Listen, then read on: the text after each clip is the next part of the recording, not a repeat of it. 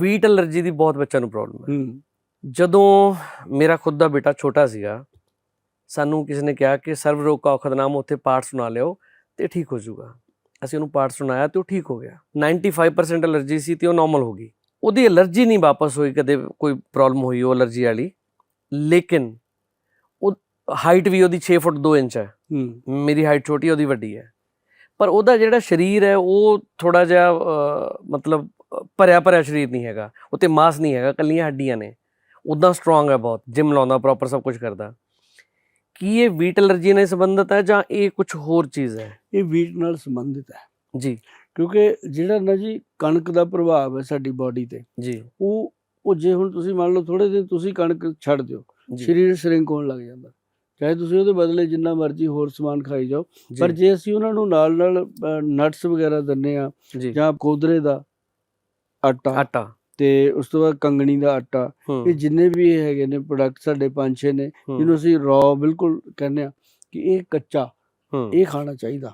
ਇਹਨੂੰ ਜੇ ਇਹਦੀ ਮਤਲਬ ਇਹਨੂੰ ਪਿਸਾਈ ਕਰਕੇ, ਇਹਨੂੰ ਫਾਰਮਿੰਗ ਨਹੀਂ ਕਰਨਾ, ਇਹਨੂੰ ਡਾਇਰੈਕਟ ਜਿਵੇਂ ਪਹਿਲਾਂ ਆਪਾਂ ਕਣਕ ਪੀਸਦੇ ਸੀ, ਹੁਣ ਜਿਹੜੀ ਕਣਕ ਹੈ ਥੈਲੀ ਦੀ ਆਉਂਦੀ ਹੈ ਸਾਡੇ ਕੋਲੇ, ਛਿਲਕਾ ਉਤਾਰਿਆ, ਹਾਂ ਛਿਲਕਾ ਉਤਾਰ ਦਿੰਦੇ ਨੇ, ਫਾਰਮਿੰਗ ਕਰ ਦਿੰਦੇ ਨੇ, ਉਹ ਨਹੀਂ। ਇਹਨੂੰ ਬਿਲਕੁਲ ਰॉ ਲੈਣਾ ਔਰ ਪੀਸ ਕੇ ਚੰਗੀ ਤਰ੍ਹਾਂ ਇਹਦਾ ਪਾਊਡਰ ਬਣਾ ਕੇ ਇਹਦੀ ਰੋਟੀ ਬਣਾਓ।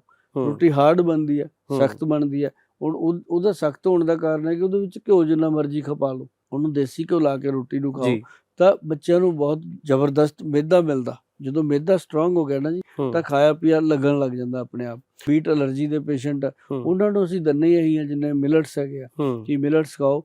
ਤਾਂ ਚਾਵਲ ਵੀ ਨਹੀਂ ਦਿੰਦੇ ਅਸੀਂ ਉਹਨਾਂ ਨੂੰ, ਔਰ ਅਸੀਂ ਉਹਨਾਂ ਨੂੰ ਕਣਕ ਦੀ ਤਾਂ ਮਨਾ ਕਰ ਹੀ ਦਿੰਦੇ ਹਾਂ। ਪਰ ਕਣਕ ਦੀ ਸਭ ਤੋਂ ਵੱਧ ਪੂਰਤੀ ਕਰਦਾ ਕੋਦਰਾ ਜਿਹੜਾ ਹੈਗਾ ਨਾ ਜੀ, ਇਹਦਾ ਇੱਕ ਆਪਦਾ ਹੀ ਪ੍ਰਭਾਵ ਹੈ ਬਾਡੀ ਤੇ। ਇਹਦਾ ਇਤਿਹਾਸ ਵੀ ਹੈ, ਆਪਣੇ ਸਿੱਖ ਇਤਿਹਾਸ ਦੇ ਵਿੱਚ ਗੁਰੂ ਨਾਨਕ ਦੇਵ ਜੀ ਨਾਲ ਜੁੜਿਆ ਹੋਇਆ ਇਤਿਹਾਸ ਹੈ।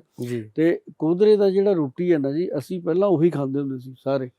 ਹੌਲੀ ਹੌਲੀ ਇਹ ਕਣਕ 'ਚ ਕਨਵਰਟ ਹੋ ਗਈ।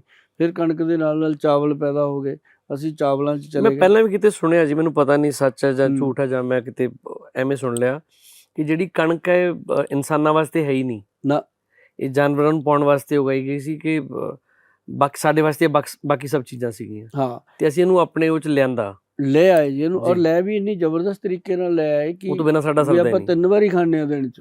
ਬ੍ਰੈਡ ਵੀ ਉਹਦੇ ਖਾਂਦੇ ਹਾਂ, ਬਿਸਕੁਟ ਵੀ ਉਹਦੇ ਖਾਂਦੇ ਹਾਂ। ਅੱਛਾ, ਉਸ ਤੋਂ ਉੱਪਰ ਹੁਣ ਪਿਓ ਬਣ ਗਿਆ ਇਹਦਾ ਮੈਦਾ। ਹਾਂਜੀ, ਉਹ ਉੱਪਰੋਂ ਨਵੀਂ ਚੀਜ਼ ਪੈਦਾ ਹੋ ਗਈ, ਉਹ ਬਹੁਤ ਖਤਰਨਾਕ ਹੈ ਜੀ। ਤੁਸੀਂ